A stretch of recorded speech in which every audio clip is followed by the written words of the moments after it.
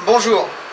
Ce premier semestre 2013 s'achève et comme je l'avais indiqué dans mes vœux de bonne année, l'année 2013 n'est pas une année de sortie de crise, mais ça se confirme, c'est bien une année de transition. Nous avons franchi le milieu du gué et petit à petit nous remontons vers la fin de la crise, mais celle-ci n'est pas encore finie. Comme je l'avais indiqué dans mon livre « La crise jusqu'à quand ?», qui a été publié en 2012, mais qui est toujours d'actualité en ce milieu d'année 2013. Alors, je pense que l'événement le plus notable sur ce premier semestre 2013, c'est la décorrélation qui est revenue à l'ordre du jour entre les marchés financiers américains d'une part et les marchés financiers européens. Les marchés financiers américains ont finalement suivi l'économie américaine, celle-ci affichant un bon taux de croissance, je ne vais pas dire un fort taux de croissance, mais un bon taux de croissance, tandis que les marchés européens ont suivi l'économie européenne et sa morosité ambiante. D'ailleurs, au 30 juin 2013, l'Eurostoxx est dans le rouge par rapport au 1er janvier, le CAC 40 est légèrement dans le vert et les indices américains sont très largement dans le vert. L'indice Dow Jones, qui est l'indice emblématique des valeurs traditionnelles américaines, gagne plus de 14% sur ce premier semestre. Le Nasdaq gagne plus de 12%. Le Nasdaq est en train d'anticiper la prochaine vague d'innovation. Et ça, beaucoup de gens sont en train d'y penser. Des grands, des très grands comme Jeremy Rifkin, ou comme tout simplement le président américain. Donc, on parlait de cette vague d'innovation, de la révolution industrielle qui se prépare. Alors, ce n'est pas pour tout de suite, mais comme je l'ai indiqué à plusieurs reprises aussi, c'est cette révolution industrielle qui permettra à l'économie de sortir de la crise. Et ça, le Nasdaq l'anticipe dès aujourd'hui. À la fin de ce premier semestre, sur France Bourse, nous avons publié un dossier sur les valeurs innovantes qui est toujours en vente, bien entendu, et qui recense une vingtaine de sociétés qui seront les acteurs de cette fameuse révolution industrielle qui va se faire autour de la 3D, de la robotique, autour des hologrammes, autour de l'interconnectivité. On va pouvoir être connecté de partout, en tout lieu, en tout temps. On va vers ça, nous allons vers ça. Et cette révolution industrielle est en train de se préparer et on le voit bien aujourd'hui et c'est ce que le Nasdaq également anticipe.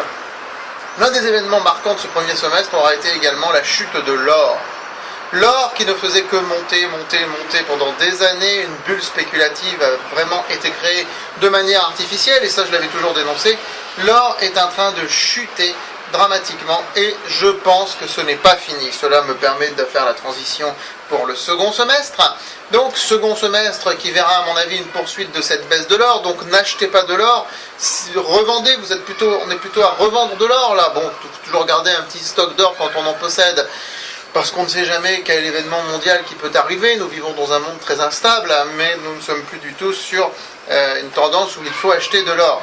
Le deuxième semestre, ça ne s'annonce pas spécialement facile sur les indices boursiers. Pas spécialement facile. Il faut dire que les indices américains ont quand même bien progressé sur le premier semestre. Le potentiel n'est pas très élevé sur le second semestre. Et on n'a pas non plus un vrai potentiel de baisse. D'ailleurs, nous avons bien vu à plusieurs reprises, si on prend le CAC 40, que sur le premier semestre 2013, à chaque fois qu'on est arrivé à 3600 points, on a rebondi. Donc il n'y a pas de raison qu'il en soit très différemment au second semestre.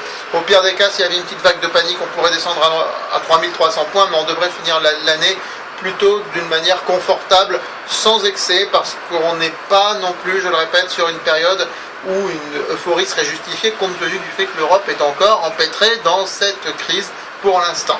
Voilà, avec de très belles sociétés cependant qui continuent de faire des très beaux scores, 140, 150% depuis le 1er janvier, c'est le cas de titre GoEx que j'ai recommandé à plusieurs reprises par exemple. Voilà, sur ce second semestre, donc pas de sortie de crise toujours, mais on continue d'avancer.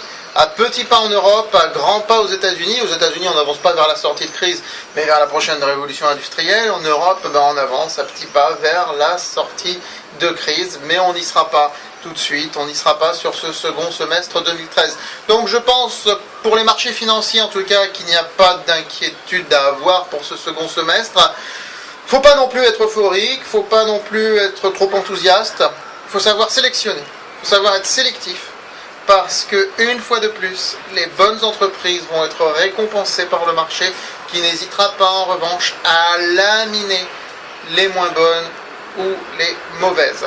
Une petite vague de panique n'est pas à exclure, comme celle qu'on a eue à la fin du mois de juin. Ce n'est absolument pas à exclure, mais ce n'est pas non plus strictement ce qui devrait arriver forcément. Voilà, donc un second semestre un peu dans le ton du premier, dans la tonalité du premier, avec peut-être moins d'enthousiasme quand même sur les marchés américains, qui ont besoin de faire une petite pause avant de repartir pour la suite. Et ma foi, toujours une Europe qui se cherche un peu, qui se trouve difficilement, on va dire, et qui avance par tâtonnement. Voilà pour ce point économique et financier de ce milieu d'année 2013.